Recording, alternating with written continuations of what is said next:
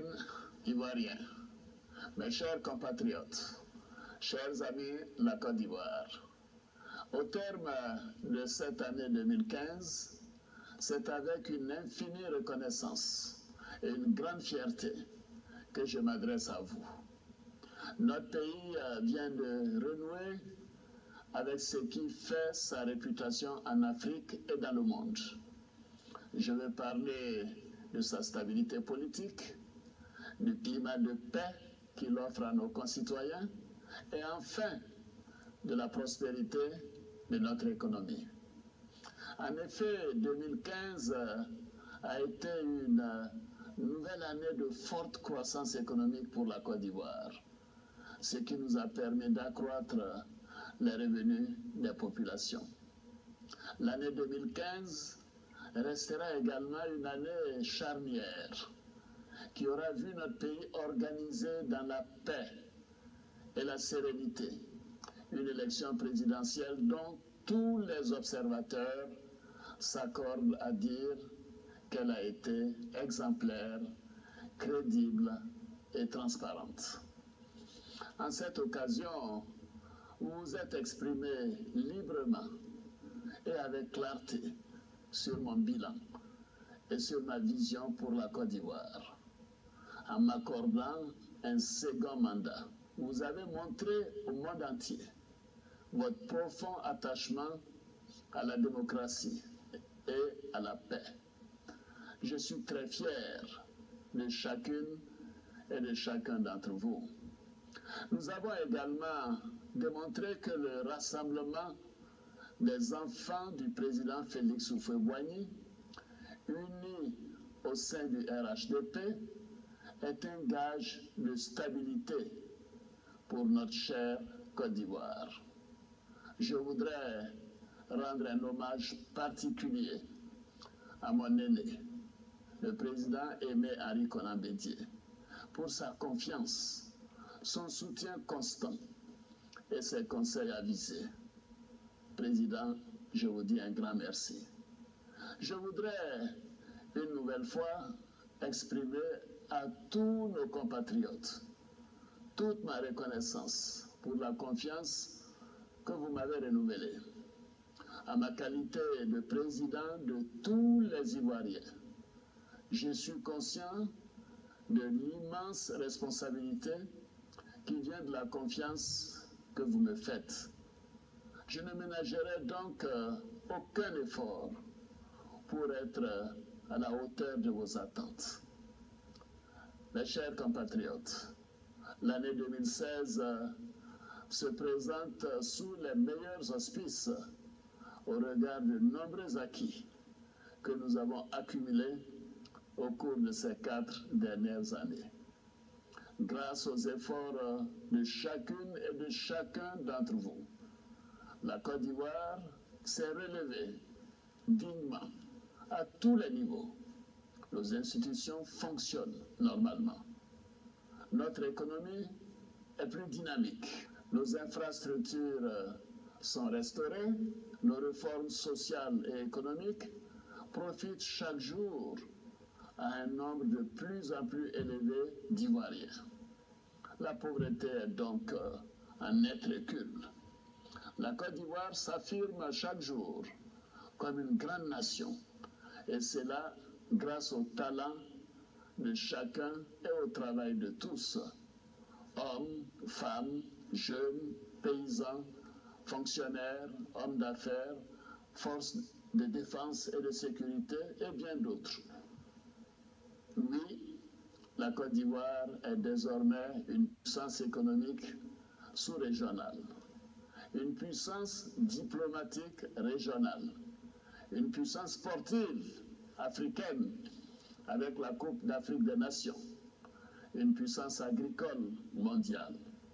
En résumé, la voix de la Côte d'Ivoire compte de nouveau.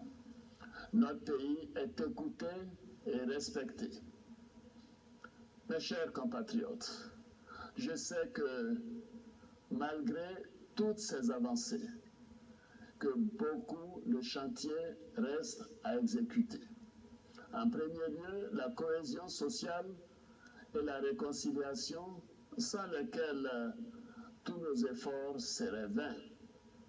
La réconciliation est une question de volonté et de cœur. C'est aussi un combat de chaque instant. Nous devons le gagner ensemble. Pour cela, nous devons tenir autour de nous un discours de paix, de pardon et d'union. J'ai acquis la conviction que nos compatriotes, dans leur grande majorité, aspirent à vivre et à travailler ensemble pour bâtir une nation forte. Pour ma part, je me suis engagé personnellement en faveur de la réconciliation nationale. Et je peux vous assurer que cette réconciliation est bel et bien en marche.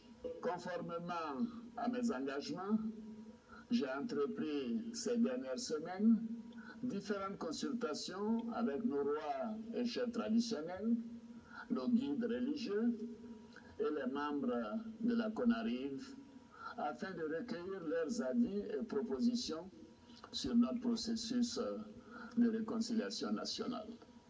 L'une des préoccupations qui a été soulevée au cours de ces consultations concerne la lenteur de la justice. Je me félicite donc des décisions récentes de la justice qui ont permis la mise en liberté provisoire de nombreuses personnes détenues suite à des infractions commises lors de la crise post-électorale et à l'occasion des tentatives d'atteinte à la sûreté de l'État. Par ailleurs, j'ai décidé, conformément à l'article 49 de la Constitution, d'user de mon droit de grâce en procédant à des remises totales et partielles de peine. Cette décision permettra à des milliers de détenus de recouvrer immédiatement la liberté et à d'autres de voir leur peine réduite. Il s'agit au total de 3100 personnes.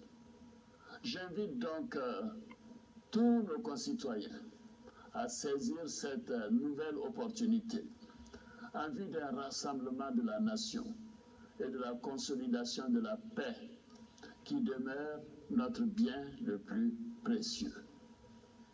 Pour ce qui est de l'indemnisation des victimes, j'ai donné des instructions afin que la liste consolidée des victimes des crises survenues en Côte d'Ivoire soit finalisée pour la fin du premier trimestre 2016 par la CONARIV.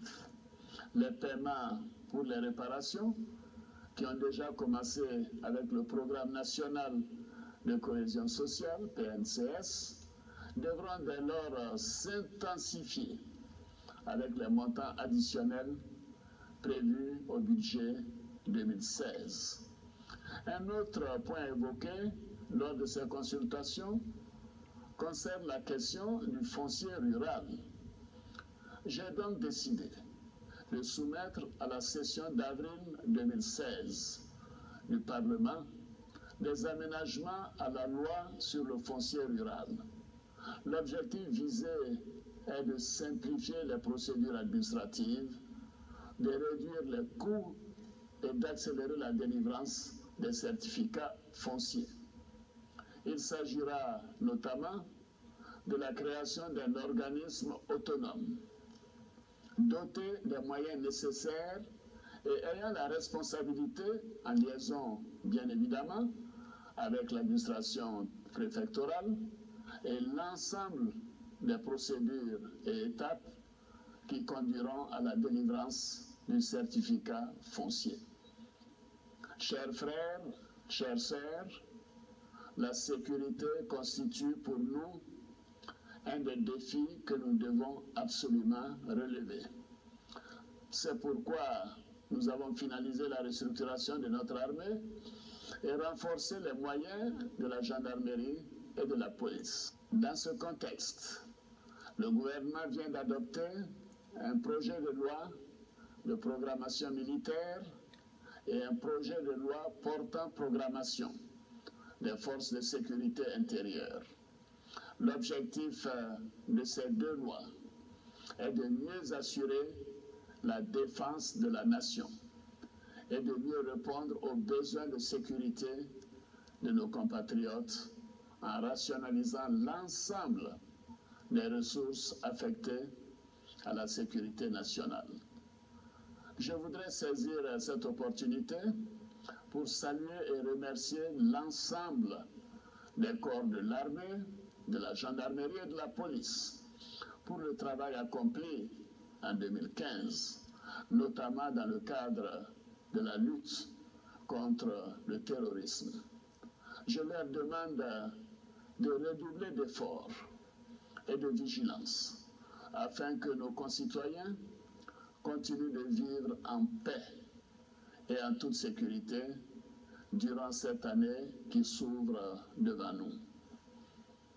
Mes chers compatriotes, comme je l'ai indiqué à maintes reprises, la mise en place d'institutions fortes et crédibles me paraît essentielle. À ce titre, 2016 constituera une année importante pour le renforcement de nos institutions et pour la consolidation de nos avancées démocratiques. Notre pays doit se doter d'une nouvelle constitution qui tire les leçons de notre histoire, tout en tenant compte de notre vision pour notre pays. L'avis du peuple, votre avis, sera donc sollicité à travers un référendum afin d'extirper de notre constitution actuelle les articles confligènes. Cette réforme vise également à adapter notre constitution à l'évolution de notre société et à assurer une plus grande cohérence au niveau de nos institutions. En plus du référendum sur la nouvelle constitution, une autre consultation nous attend en 2016. Vous serez appelés à renouveler le mandat actuel de notre Assemblée nationale qui arrive à expiration en fin 2016. Vous serez donc sollicités pour les prochaines élections législatives avant la fin de cette année. Mes chers compatriotes, l'année 2016 sera également l'année de l'accélération de la transformation de notre économie. Malgré un ralentissement de toutes les économies du monde et d'Afrique, je me réjouis de constater que notre pays enregistre toujours de bonnes performances économiques. Il nous faut passer à une autre étape pour créer plus de richesses, générer plus d'opportunités et encore plus d'emplois pour nos jeunes. Grâce à la diversification de notre économie, nous sommes aujourd'hui l'un des pays qui enregistre la plus forte croissance économique en Afrique et dans le monde, avec un taux de croissance d'environ 9% par an au cours de ces 4 dernières années. Mes chers compatriotes, nos parents paysans ont porté le développement de notre pays jusqu'à ce jour.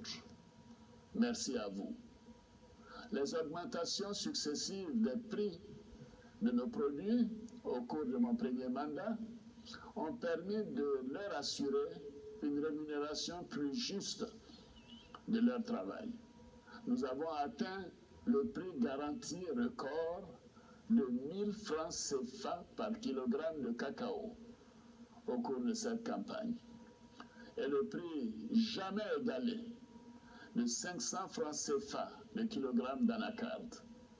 Voyez-vous, nous continuerons d'encadrer les producteurs par le biais des conseils café, cacao et coton anacarde afin d'améliorer les rendements de leur exploitation et d'augmenter davantage leurs revenus.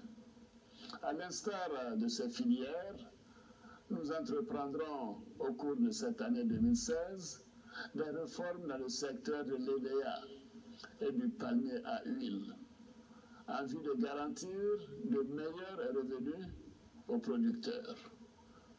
Je tiens à remercier à nouveau nos parents paysans pour leur contribution à la croissance de notre économie. Nous devons cependant encourager la transformation de nos produits agricoles et stimuler la production industrielle pour mieux intégrer notre jeunesse au monde de l'emploi. Nous avons commencé par le cacao et l'anacarde.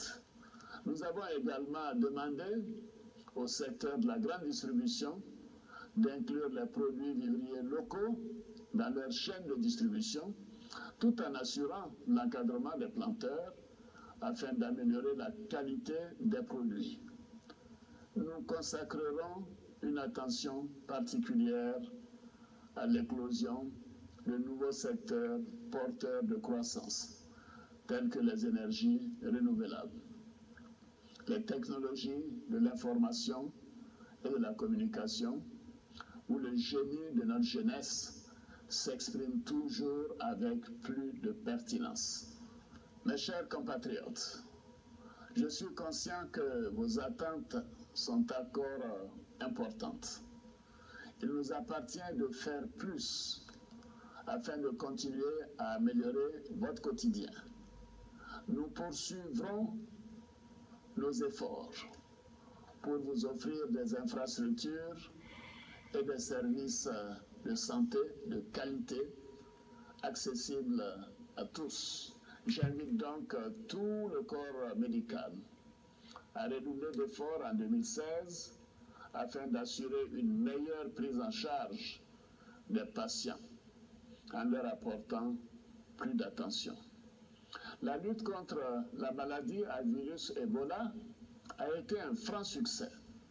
Les résultats obtenus dans la lutte contre le virus VIH-Sida montrent que notre combat contre la propagation de cette maladie porte ses fruits. Dans le domaine de l'éducation-formation, nous avons déjà adopté l'école obligatoire pour les enfants de 6 à 16 ans.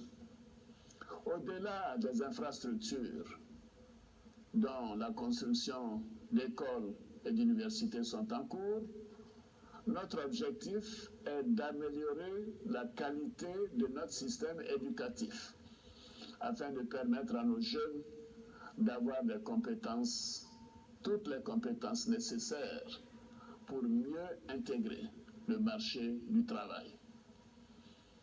Dans le budget 2016, nous allons augmenter de façon substantielle les efforts financiers consentis en faveur de l'éducation.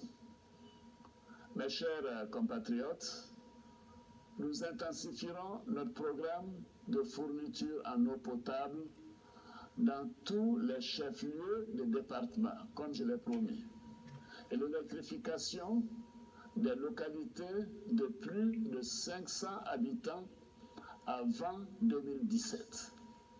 Il en est de même pour le logement, et notre ambition est de permettre à chaque Ivoirien d'être propriétaire de sa maison.